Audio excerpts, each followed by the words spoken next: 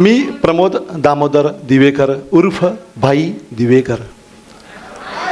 हाय. मी महाराष्ट्रातील एका अशा शहरामधून बिलॉंग करतोय की जे एक महाराष्ट्राची आर्थिक राजधानी, एक जागतिक केंद्र म्हणून प्रसिद्ध असलेली आपली मुंबई. आणि या मुंबई शहराने मला कर्तव्य बजावण्याची, वास्तव्य करण्याची एक सुवर्ण संधी दिली. त्याबद्दल त्या शहराचं आभार मानतो.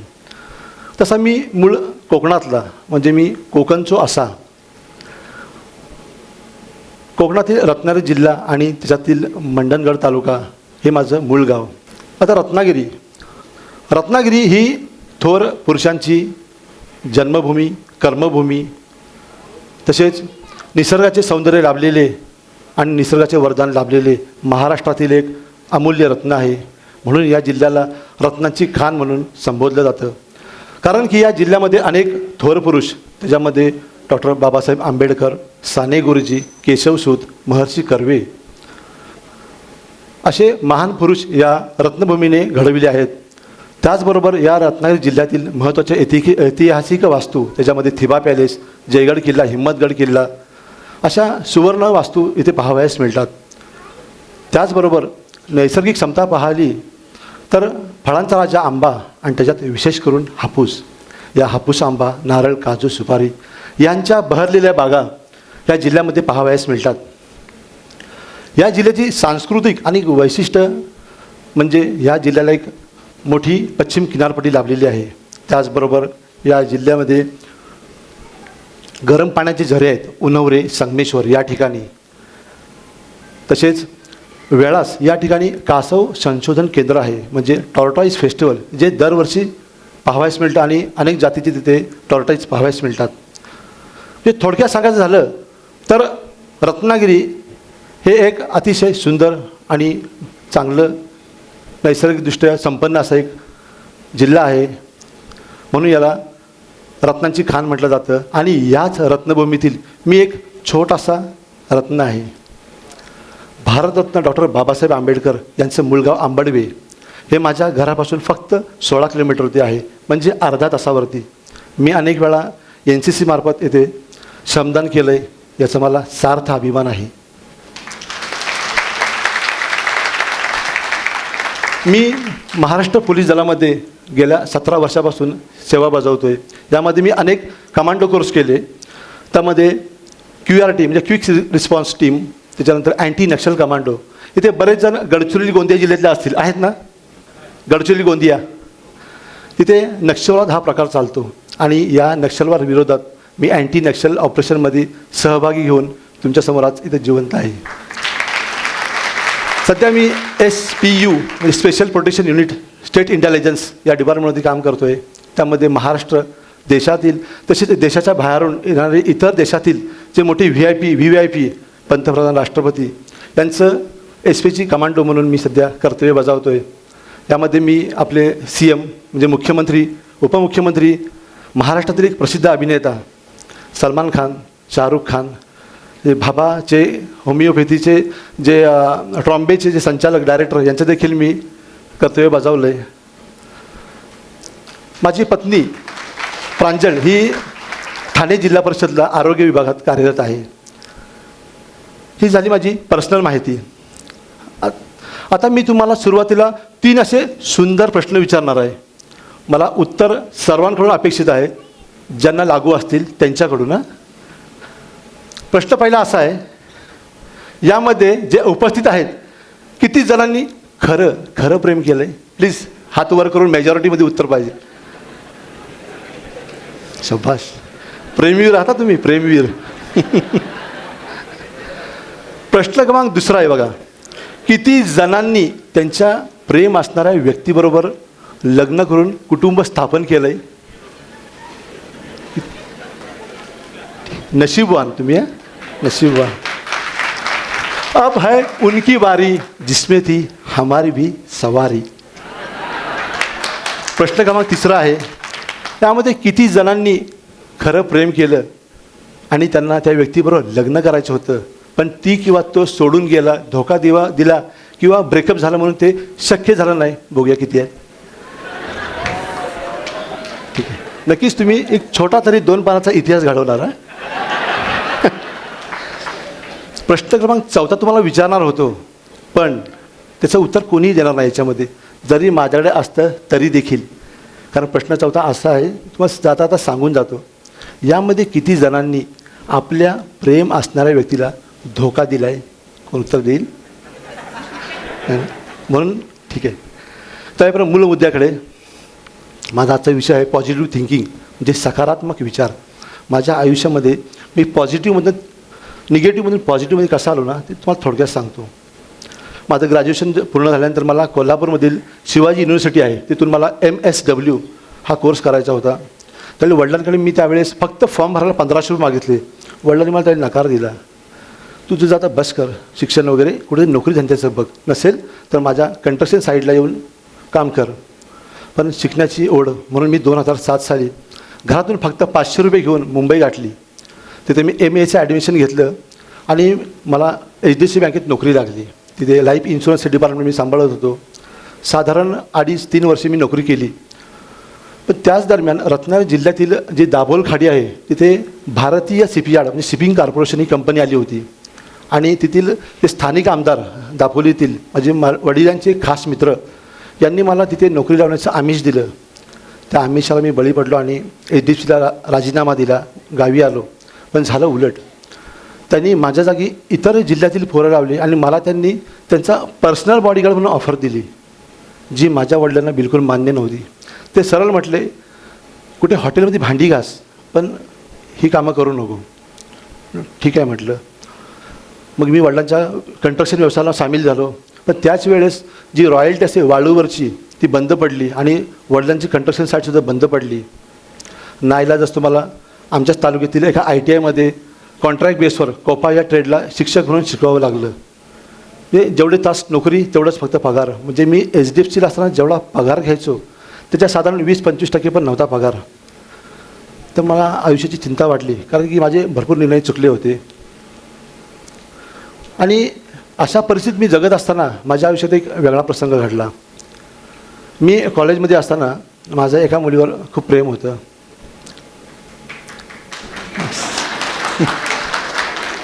8-10 वर्ष आम्ही सोबत होतो. एकमेकांची विचारांची देवाणघेवाण, सुखदुःख, अडीअडचणी समजून घेत होतो. तिचं कुटुंब हे माझ्या घराशेजारीच भाड्याने राहत होतं. तिचे वडील शासकीय नोकर होते आणि आम्ही लव्ह मॅरेज करणार होतो. पण मी मुंबई सोडून गावी जो आलो होतो नोकरी सोडून, तिला ते बिलकुल मान्य नव्हतं. आणि त्याच काळात शासकीय कर्मचाऱ्यांना 5वं वेतन आयोग लागलं होतं, त्यामुळे त्यांचा पगार देखील वाढला होता. त्यामुळे तिच्या वडिलांचा पण पगार वाढला, तिच्या पण अपेक्षा वाढल्या. आणि त्यांची बदली आमच्या तालुक्यातून खेडला झाली, खेड तालुक्यामध्ये. आता नवीन ठिकाणी ते गेले, मोठ्या शहरात गेले, त्यांना नवीन लोकं भेटली, राहणीमानामध्ये बदल झाला. पण मी तसाच होतो. मी तिला अधूनमधून भेटायला जायचो 10-12-15 दिवसांनी. पण मुलांकडून काही अपेक्षा असतात, आवश्यक होणाऱ्या गोष्टी असतात. त्या म्हणजे एक चांगली नोकरी, पैसा, ज्या त्यावेळेस माझ्याकडे नव्हत्या. त्यामुळे तिने मला स्पष्ट नकार दिला आणि तडकाफडकी मला सोडून गेली. पण ठीक आहे, इथपर्यंत ठीक होतं, मी ते सहन केलं. पण जाता जाता तिने मला एक फार कडू आणि हृदयाला जखम करणारे शब्द वापरले. मला म्हटली, भाई, मला सरळ आवडून भाई म्हणतात. म्हणजे भाई, तुझी नोकरी करण्याची लायकी नाही, तू आयुष्यात आहे ना काहीच करणार नाहीस, फक्त आणि फक्त भीक मागशील. हे शब्द मला खूप वाईट वाटलं. मी तिला त्यावेळेस भेटायला खेडला गेलो होतो. मी तिला विनंती केली, मला फक्त 6 महिने मुदत दे, मी कुठेही नोकरी मिळवतो, मग आपण पुन्हा एकत्र राहू. तिने जे पाठ करून निघून गेली ती आज तागायत.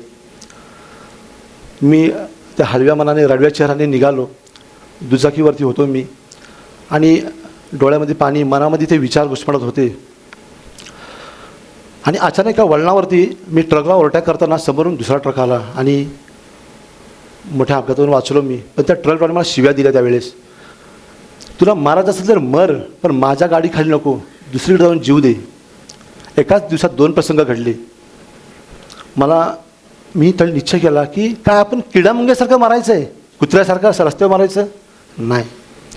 आपल्याला आयुष्यात काहीतरी करून दाखवायचं आहे.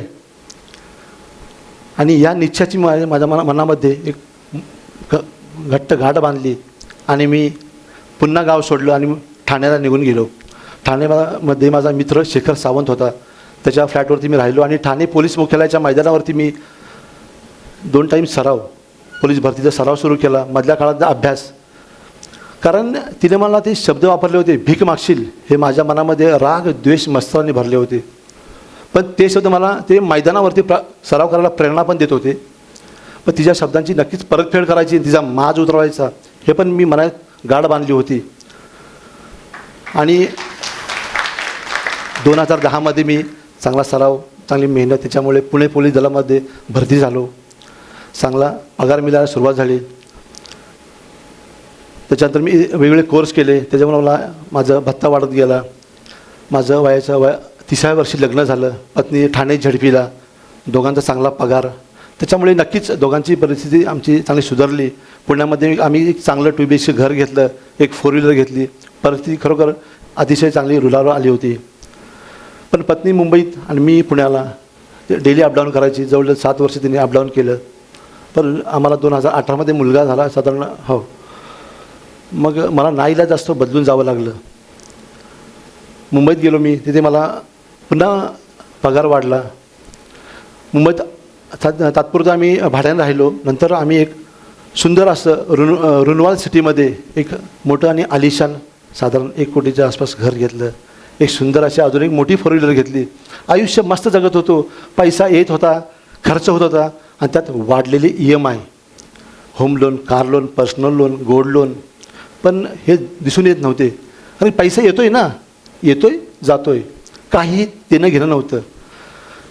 आणि हे जगत असताना मला इन्व्हेस्ट काय, mediclaim, insurance, term insurance, piggy bank, काही देणं घेणं नव्हतं. काय माहिती पण नव्हतं बरं का. फक्त पगार येतोय ना, बस खर्च करायचा. आणि त्याच्यात सर्वात मोठा म्हणजे क्रेडिट कार्ड. माझा त्यावेळेस बिल असायचं महिन्याला 25 ते 50 हजाराच्या घरामध्ये.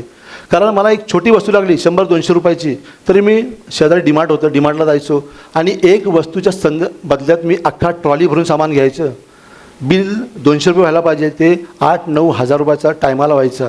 आणि त्या वस्तू पण अशाच खराब होऊन जायच्या, एक्सपायरी व्हायच्या, आम्ही फेकून द्यायचो. किंमत नव्हती पैशाची. आणि असंच मी आयुष्य जगत असताना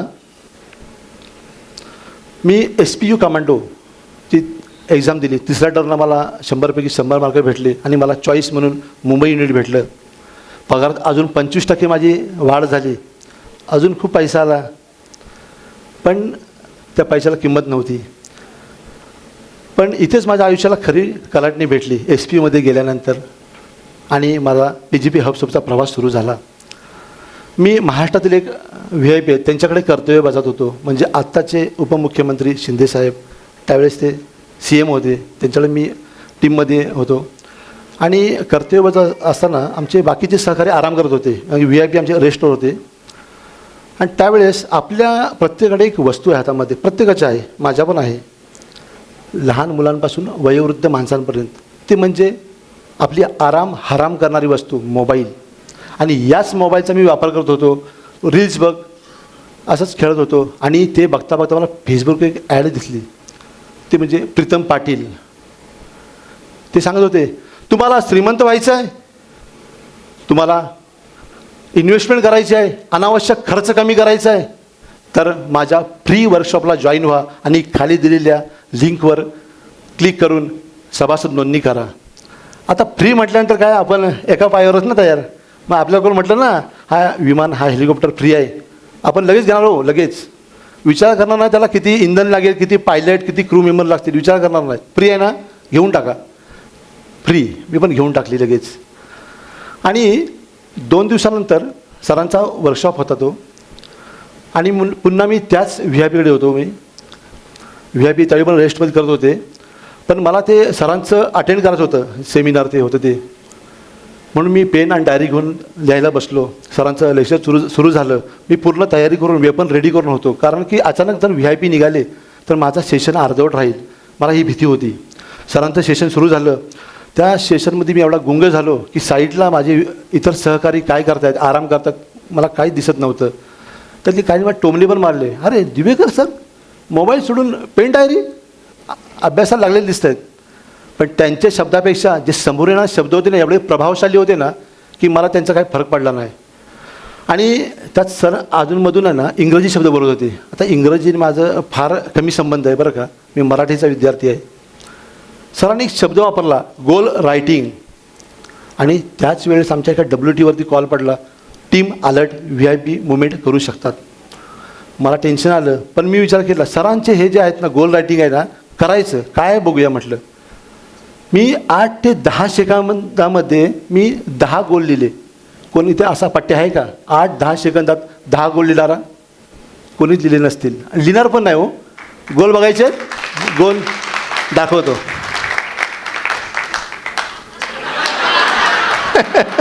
आहेत ना? अहो हा गोलच होता हो, गोल. अहो या दगडाचं, या झिजलेल्या लोखंडाचं जे सोनं झालं ना इथे, सोनं हे ह्या PGP हबच्या सहवासातून बरं का. आणि त्याच दिवशी म्हणजे 21 डिसेंबरला मी 2024 21 ऑक्टोबरला मी सरांची क्रेडिट कार्डचा पहिल्यांदा मी चांगला वापर केला त्या दिवशी मी. आणि सरांची सिल्वर मेंबरशिप घेतली. त्यानंतर नेहमी सेशन सुरू झाले, कधी आपले प्रीतम सर, तर कधी आपल्या त्या धारदार शब्दांच्या कोमल मॅडम. आता नाव बघा ना किती कोमळ आहे, पण शब्द कसे आहेत, तलवारीला दोन्ही साईडनी धार असते ना, कसाही वार करा कापला जाणार तसे. पण अहो त्या शब्दांमुळे आज परिवर्तन झालं.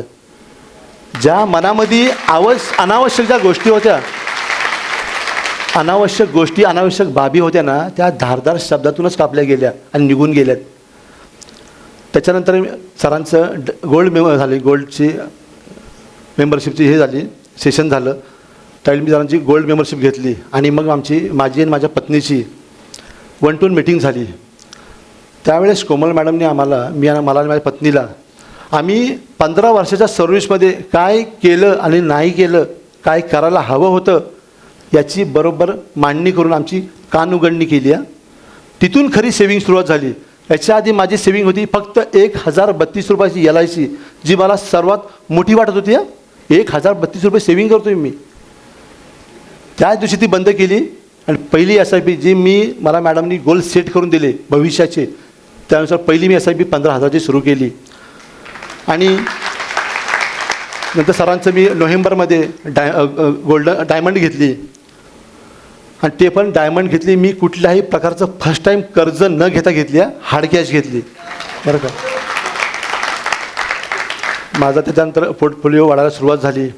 माझे 2 मोठे कर्ज होते, ते सरांचे सततचे लेक्चर याच्यातून मी प्रभाव होऊन ते मोठे लोन कमी केले. माझा होम लोन मी LICमधून SBIला पोर्ट केला. मला त्याच्यात 17,60,000 रुपयांचा फायदा झाला. त्याच्यानंतर माझं जे पर्सनल होतं 11% ते बंद झालं. आणि त्याच्या बदल्यात मी पुन्हा एक मोठी SIP सुरू केली, 25,000 वाढवले, तर ते 40,000ची SIP सुरू झाली. माझा फक्त 8 ते 10 महिन्याचा पोर्टफोलिओ आत्ता साधारण 7 ते 7.25 लाखाचा आहे. आणि हा म्युच्युअल फंड आणि स्टॉक मार्केटचा 3 लाखाच्या आसपास आहे. या ज्या PGP हबच्या ज्या सहवासात आहे ना, माझ्या आयुष्यात जर कुठला मोठा बदल झाला असेल ना, तर त्या मुलीने मला जे शब्द वापरले होते ना, भीक मागशील, ते शब्द जे माझ्या मनामध्ये राग, द्वेष आणि सुडाच्या भावनेने बसले होते, ते शब्द राग, द्वेष, सुडाचे नव्हते, तर ते ब्रह्मवाक्य होते. हे मला PGP हबमध्ये आल्यावर समजलं. कारण सांगतो तुम्हाला, कारण जर त्या मुलीने मला ते शब्द वापरले नसते ना, तर मी ती जागा सोडली नसती आणि मोठं पाऊल उचललं नसतं. तिथेच कुठेतरी एखाद्या MIDCमध्ये कंपनीमध्ये कामाला राहिला असतो, एखादा ऑपरेटर किंवा लिपिक म्हणून, आणि 20, 25, 30 हजारात समाधान मानलं असतं. म्हणून तिचे ते शब्द आहेत ते आजही माझ्या मनामध्ये ते अनमोल शब्द जपून ठेवलेत, ब्रह्मवाक्य म्हणून, आणि आयुष्यभर ठेवणार आहे ते बरं का. कारण की माझं आयुष्य जे बदलवण्यासाठी तिने मला दिलेलं तो मोठा वरदान आहे. त्याच्यामुळं मी तिला माझ्या आयुष्यातील करिअरचा देव मानतो. पण त्यावेळेस ना, त्यावेळेस ब्रेकअप झाला त्यावेळेस मला खूप जणांनी टोमणे मारले, खूप जणांनी चिडवलं. आणि आजही ह्या क्षणाला मला टोमणे मारत आहेत. पण ते बाहेरची व्यक्ती कोण नाही, तर माझ्या जवळची व्यक्ती जी माझ्या खांद्याला खांदा लावून चालते ती. काय शब्द आहेत माहिती आहे तुम्हाला, सांगतो. अहो काय तुम्ही प्रेम केलं तर अर्धवट केलं. ती तुम्हाला ना सोडून गेली, डिच्चू देऊन गेली. तुमच्या नशिबात ती नव्हती. काय म्हटली, नशिबात नव्हती. तर ती व्यक्ती कदाचित हजर आहे. त्याला मी सुंदर उत्तर देईन आणि मी त्यांना प्रॉमिस पण केलं होतं या शब्दाचं उत्तर भेटणार, पण योग्य वेळेला. तर त्याला उत्तर देतो पण एका सुंदर शायरीतून, म्हणजे थोडक्यात. कौन कहता है कि वह हमारे नसीब में नहीं. कौन कहता है कि वह हमारे नसीब में नहीं. अरे बदनसीबी तो उनकी है, उनके नसीब में हम नहीं.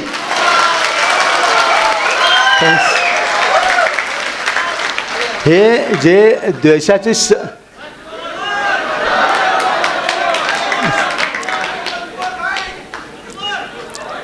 ते सुंदर. कौन कहता है कि वह हमारे नसीब में नहीं. अरे बदनसीबी तो उनकी है कि उनके नसीब में हम नहीं. थँक्स. ते व्यक्तीने जे द्वेषाचे शब्द जे ब्रह्मवाक्यात आले आणि त्या व्यक्तीला जी मी देवाची जागा दिली, हे जे परिवर्तन झालं त्याबद्दल मी माझे आपले गुरु प्रीतम सर PGP आपला धन्यवाद देतो. कारण ते शब्द जर ब्रह्मवाक्यात आले नसते, ते सुडाच्या भावनेनेच मनामध्ये जिवंत राहिले असते ना, तर मी पुन्हा काहीतरी वेगळा मार्ग पत्करला असता आणि वेगळ्या ट्रॅकला निघून गेलो असतो. त्याच्यात माझं नुकसान पण झालं असतं. म्हणून मी एक सुंदर वाक्य सांगतो तुम्हाला. आयुष्यात जे घडतं ते चांगल्यासाठी, आणि झाडाचं पान झडतं ते येणाऱ्या नव्या पाळवीसाठी. आपल्या आयुष्यामध्ये असे अनेक प्रसंग येतात, त्यांना आपण खचून जातो, एक वेगळा चुकीचा निर्णय घेतो. त्यामध्ये आत्महत्या असेल, व्यसन असेल, घर सोडून निघून जाणं असेल, पण ते चुकीचं आहे. आयुष्य हे खूप सुंदर आहे. कारण आयुष्यात येणारे हे प्रसंग आपल्याला नवी दिशा, वाक्य जरा नीट आहे का, आयुष्यात येणारे प्रसंग आपल्याला नवीन दिशा, नवीन मार्ग दाखवण्यासाठी असतात. पण यासाठी आवश्यक आहे पॉझिटिव्ह थिंकिंग. आणि ही पॉझिटिव्ह थिंकिंग पण तयार व्हायला एका चांगल्या गुरुची, एका चांगल्या युनिव्हर्सिटीची आवश्यकता असते. ते आपोआप येत नाही आणि ती आपल्याला आता ते मिळते. प्रीतम सर, कोमल मॅडम, आपले सुनील कोतवाल सर, अतिशय सुंदर आपल्याला एनर्जी मिळते त्यांच्याकडून. आता या PGP हबच्या कम्युनिटीत जे मला महत्त्वाच्या 3 टिप्स भेटल्यात, जे 3 महत्त्वाचे गुरुमंत्र आहेत माझ्यासाठी, तुम्हा सर्वांसाठी देखील आहेत, प्लीज त्या नोट करून घ्या. ते म्हणजे माझ्यासाठी महत्त्वाचे पहिल्या टिप्स म्हणजे नीड आणि वॉन्ट. माझा नीड आणि वॉन्टवर कंट्रोल नव्हतं, म्हणून मी पहिल्यांदा नीड काय ते समजून घेतलं आणि वॉन्टवरती एवढा फोकस दिला की क्रेडिट कार्डचा बिल 45,000वरनं आत्ता फक्त 4 ते 5,000वर येतो आणि तीच माझी रक्कम मी SIPत इन्व्हेस्ट केली. हा सर्वात मोठा फायदा. दुसरा आहे कॉन्फिडन्स आणि पॉझिटिव्ह थिंकिंग, जी मला PGP हबमधून भेटली. आपल्यामध्ये आपण जीवन जगत असताना, चालत असताना आपल्याला भरपूर प्रसंग येतात, आपण खचून जातो, नाराज होतो, पण त्यावेळेस आपल्याकडे हे जी पॉझिटिव्ह थिंकिंग आणि कॉन्फिडन्स असेल ना, त्याच जोमाने आपण पुन्हा उभे राहतो आणि पुढचा प्रवास सुरू करतो. म्हणून PGP हब आवश्यक आहे. त्याचबरोबर कर्जाचं जे योग्य नियोजन मी बघितलं ते इथे, त्याच्यामुळे माझा फक्त होम लोनमध्ये 17,60,000 वाचले.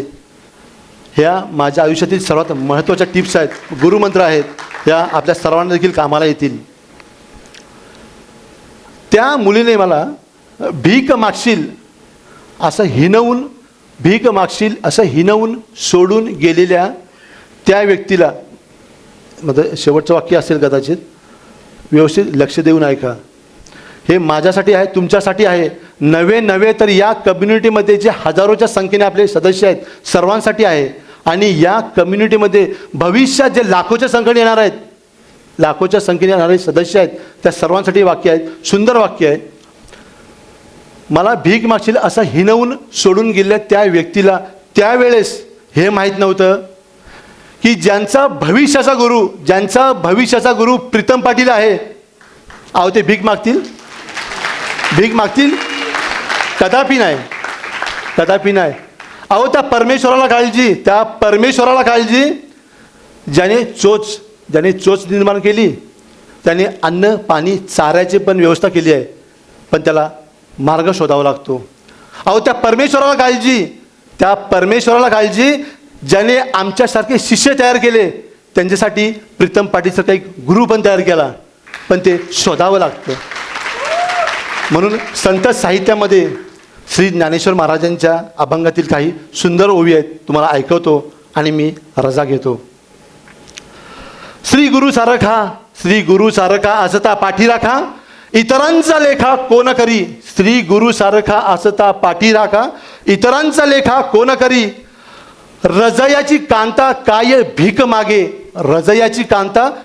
भीक मागे, मनाची या जोगे सिद्धी पावे.